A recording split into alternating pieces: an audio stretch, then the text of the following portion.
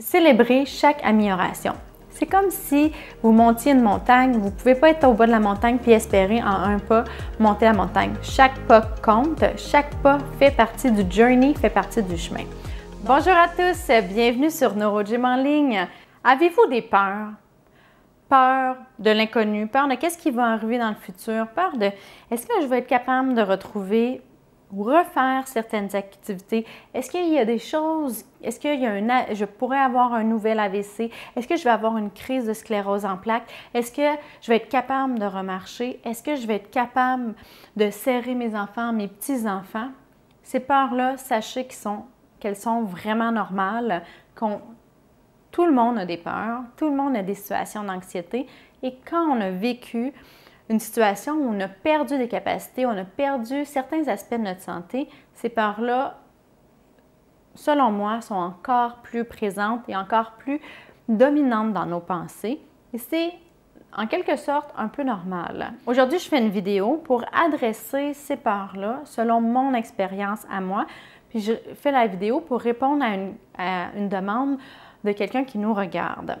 Donc, je vais vous partager mes trucs, les choses que je trouve qui sont importantes selon mon expérience clinique et les choses que j'ai vécues avec mes patients. Donc, restez avec moi et je vais vous partager mes différents trucs et ma vision des choses. Donc, tout d'abord, je dois dire que je ne suis pas psychologue ni psychiatre. Donc, si vraiment vous avez un besoin d'avoir une consultation, d'avoir un suivi spécialisé, je vous suggère fortement de faire appel, d'aller voir un psychologue, un psychiatre. Vous le méritez, ça vaut la peine d'adresser vos besoins puis vos problématiques qui pourraient être accablantes. Moi, ce que je vais vous parler, c'est des petites choses de la vie de tous les jours qui peuvent apparaître pendant un processus de réadaptation, tout de suite après un événement. Puis, c'est des trucs pour gérer les petites choses qui pourraient apparaître. Si ça devient incapacitant, vraiment, que ça prend une grande place dans votre vie, allez consulter. Ça vaut vraiment la peine. Donc, moi, je vais vous parler des différents trucs qu'on peut mettre en place parce que vous savez, là, les peurs et l'anxiété, c'est une des choses que j'adresse le plus avec mes patients. Parce que ça fait partie d'un processus de réadaptation. C'est tout à fait normal. On vient d'avoir un AVC, on a une maladie dégénérative, on ne sait pas ce qui va nous arriver. Puis, c'est normal de penser, l'humain souvent va penser au pire, surtout quand on n'a pas les connaissances ou qu'on ne connaît personne qui a passé à travers ça. Et des fois, on connaît quelqu'un, mais on va on va connaître la pire personne ou les gens, des fois notre entourage, vont dire « Ah oui, je connais quelqu'un, puis il est arrivé telle chose ». Souvent, on va rapporter les pires scénarios. Mais les pires scénarios, ce n'est pas les plus fréquents. Puis, il y a plein de choses qu'on peut mettre en place pour éviter le plus possible ces pires scénarios-là. Et moi, en tant que thérapeute, c'est vraiment une chose que je fais beaucoup, c'est de rassurer puis de ramener en perspective qu'est-ce qui est possible. Et aussi de dire, bien, ça serait possible, on va viser ça. Puis de mettre en place les bonnes habitudes, les bons exercices, des fois les bonnes pensées également, là, pour vraiment vivre son processus de réadaptation, vivre avec sa nouvelle vie, ses nouvelles conditions le mieux possible. La première chose que j'ai envie de dire, là, c'est que si vraiment vous avez des choses qui sont très envahissantes, surtout dans le cas d'une lésion traumatique ou de quelque chose qui viendrait d'arriver ou que c'est frais ou que c'est très difficile, ça se peut que vous ayez un choc post-traumatique, ça se peut qu'il y ait des choses qui vous ramènent des émotions très fortes. Au début, s'il y a des choses que vous pouvez éviter, évitez-les. Mais faites attention de ne pas vous isoler et de ne pas non plus trop éviter les choses. Un des exemples que je vais vous donner, c'est la peur de tomber. J'ai beaucoup de patients qui évitent de sortir, qui évitent de faire beaucoup d'activités. Oui, il faut éviter les éléments ou les événements, les situations à grand risque, mais il faut tranquillement se réexposer en ayant avec quelqu'un qui peut assurer votre sécurité, dans le cas précis de la sécurité, ou dans n'importe quel cas, si c'est quelque chose de plus psychologique, mais ayez l'aide pour vous exposer graduellement quand vous le sentirez, quand vous vous sentirez prêt pour ça. C'est correct de prendre son temps, c'est correct de traiter une chose à la fois également. L'autre chose aussi, c'est de changer ses habitudes de vie ou d'adopter des bonnes habitudes de vie. Donc, bien dormir, bien manger, éviter les stimulants, l'alcool, la drogue, la nicotine, la cigarette, puis mettre les chances de son côté pour changer ses habitudes de vie, puis vraiment être disposé. Quand on est sous l'influence de substances, bien, on est moins disposé, on ne réfléchit pas nécessairement de la meilleure des façons. C'est la même chose quand on est fatigué. Donc, il faut donner aussi le temps à son corps, puis les chances à son corps de récupérer. Et ça permet également de reprendre le contrôle sur puis de réduire en fait les facteurs de risque. Si par exemple vous avez fait une crise cardiaque ou que vous avez eu un AVC, bien, il y a des facteurs de risque à ça. Et à ce moment-là, bien, si on prend des bonnes habitudes de vie, on réduit les facteurs de risque puis on peut être plus confiant qu'il y a moins de chances que ça arrive, un deuxième AVC par exemple. La même chose pour la sclérose en plaques. Si on sait que le stress est un facteur qui pourrait déclencher des crises de sclérose en plaques, alors si on a des événements très stressants qu'on peut éliminer de notre vie, bien, pourquoi pas le faire? Quand c'est possible, bien sûr, ou d'aller chercher les trucs psychologiques pour y faire face plus sainement, avec moins de stress. Donc, on peut changer ces choses-là. Une des choses qui aide beaucoup, c'est la méditation, la pleine conscience, par exemple. Donc, dans les moments très, très stressants, c'est des choses qui aident beaucoup. Moi, souvent, j'enseigne de prendre 3 bonnes respirations. Ça a l'effet de diminuer l'effet physique du stress, donc les hormones qui sont sécrétées quand on est stressé, puis de calmer, puis de ramener également à soi. Vous savez, le stress, puis les peurs, c'est des pensées, hein? C'est souvent pas des choses qui sont réelles. C'est souvent des projections dans le futur, des choses qu'on n'est pas sûr qu'ils vont arriver. C'est des projections. Puis c'est tellement fort qu'on est certain, ça a l'air très réaliste, puis on est certain que ça va arriver. Mais ce n'est pas encore arrivé. C'est vraiment des projections. Donc, on peut truquer le cerveau, puis dire, bien, de changer notre focus, notre attention sur autre chose, puis cette pensée-là, elle peut partir. Si elle revient souvent, on refait la même chose, puis à un certain moment, c'est comme un muscle, ça, cette capacité-là, mais on va être capable de l'éliminer plus rapidement. Surtout les pensées qui sont ruminantes, la rumination, des pensées qui reviennent souvent. C'est ça l'objectif de la méditation, par exemple, c'est vraiment d'aller travailler sur être capable de contrôler, d'observer ces pensées-là et de les enlever en mettant notre attention sur autre chose. Donc, il ne faut pas les éviter, ces pensées-là. Ils vont arriver. C'est des choses qui se passent dans notre tête. C'est très difficile à contrôler. On doit les accepter, mais on ne doit pas les nourrir. On veut trouver des stratégies qui fonctionnent pour vous, pour ne pas les garder et les faire comme une boule de neige puis que nos pensées deviennent des pensées complètement catastrophiques, alors que c'est pas, dans la grande majorité des cas, c'est pas ça qui va arriver. Donc, il faut les arrêter tout de suite. Il y a différents trucs. Donc, la méditation, moi, ce que j'aime beaucoup, c'est la pleine conscience. Parce que la méditation, il faut être dans un environnement qui est calme. On n'a pas toujours accès à ça. Puis les pensées peuvent arriver n'importe quand. Ça pourrait être pendant que vous êtes avec un intervenant qui vous dit quelque chose qui vous fait partir là, dans des pensées très catastrophiques. Puis parce que vous projetez ou vous interprétez d'une certaine façon. Puis c'est pas pour mettre la faute sur vous, c'est tout à fait humain de faire ça, là, on le fait tous, mais de se ramener puis de dire, OK, là, une phrase m'a vraiment allumé puis je suis partie, mais de ramener ça sur la pleine conscience et ramener ça sur un des 5 sens. Par exemple, moi, quand ça m'arrive en auto, bien, je vais focusser sur la texture du volant. Ou s'il y a de la musique, bien, je vais vraiment mettre mon emphase, mon focus sur la musique. Puis comme mon attention est là, bien, les pensées vont partir. Ce n'est pas automatique, il faut être indulgent avec soi, il faut de la pratique, mais ça aide beaucoup, beaucoup, beaucoup. Les respirations, comme je l'ai dit également, et la méditation. Si vous avez d'autres trucs, bien, écrivez-les en commentaire pour partager ces trucs-là. Je sais que la cohérence cardiaque, ce n'est pas quelque chose que moi je suis habituée. pas familière du tout avec ça, mais je sais que j'ai certains patients qui utilisent la cohérence cardiaque puis que ça fonctionne très, très, très bien. Donc ça, là, c'est vraiment pour réduire le stress, améliorer sa qualité de vie, pour vraiment avoir un meilleur bien-être en général. Et à ce moment-là, nos problèmes semblent un petit peu moins grands parce qu'on est disposé à faire face, puis on va avoir souvent, moi j'appelle ça souvent un élastique, là, nos capacités mentales là, de notre résilience. Mais quand l'élastique est sain, puis que le caoutchouc est sain, il y a une belle capacité, mais s'il est sec, si on ne l'entretient pas, si on ne s'entretient pas nous, bien, il devient cassant, il devient très court, puis là, à ce moment-là, c'est là que les choses, la vie de tous les jours deviennent beaucoup plus difficiles, puis nous fait casser déborder, passer notre limite. Donc, c'est un petit peu comme ça que je le vois. Le troisième point, là, le bien-être, les habitudes de vie, c'est beaucoup de choses. Là-dedans, il y avait la méditation, la réduction de stress, mais aussi l'amélioration des habitudes de vie. Le troisième point, c'est l'activité physique.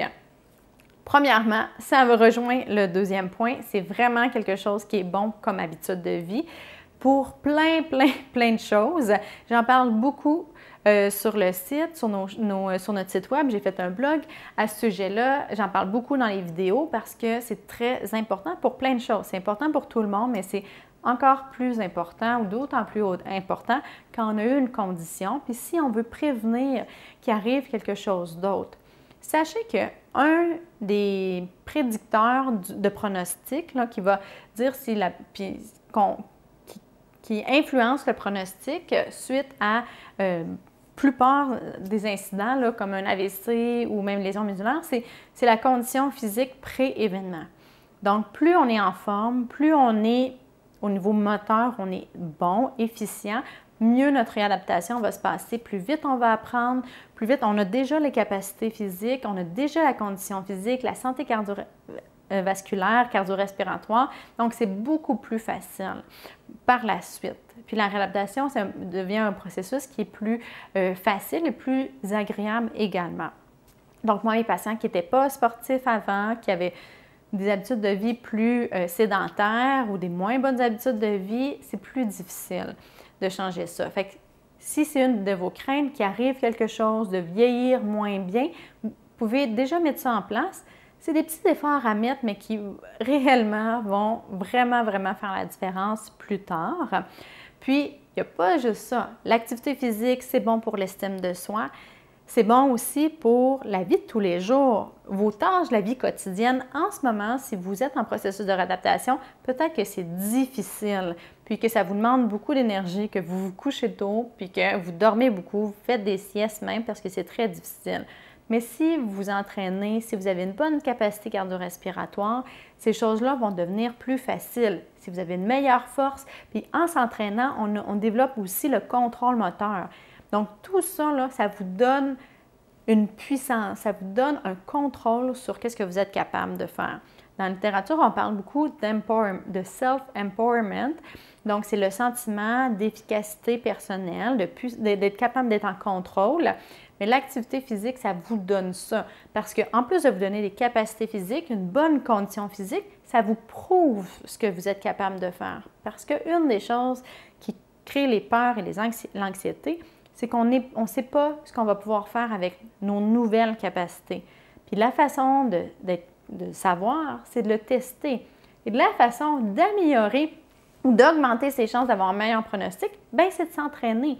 Donc, tout passe presque par les exercices, l'entraînement physique, mais aussi la réadaptation. Donc, ça peut être des entraînements fonctionnels également.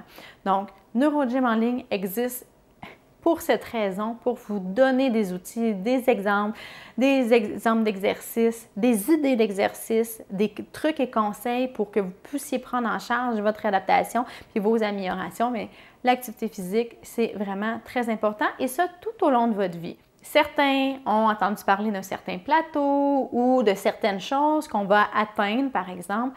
Ça, c'est un terme qu'on utilise en réadaptation pour pouvoir décider quand est-ce qu'on arrête la réadaptation. Moi, selon moi, Puis c'est prouvé par la littérature, la neuroplasticité, c'est tout au long de notre vie, c'est tout au long que notre cerveau est en vie, qui fait des connexions, qui les change. Oui, avec l'âge, ça s'atténue. Puis oui, c'est plus long, plus les lésions sont importantes. Et dépendamment, les lésions sont où également. Mais c'est un processus qui est continuel. Puis certaines choses, vous allez vraiment les développer le plus possible en réadaptation, mais il n'y a pas de plateau. Il faut continuer. Parce que une des choses qui peut arriver, c'est que vous perdiez vos acquis. Parce que oui, vous les avez gagnés, mais la condition physique, puis les choses que vous êtes capable de faire aujourd'hui, bien si vous n'avez plus la même force, plus la même proprioception, le même équilibre, ça se peut que vous perdiez ces capacités-là. Et si vous continuez l'activité physique, il y a des très bonnes chances que vous dépassiez même ces choses-là que vous pensiez qui étaient le maximum que vous pouviez atteindre. Je l'ai vu à maintes et maintes reprises dans ma carrière.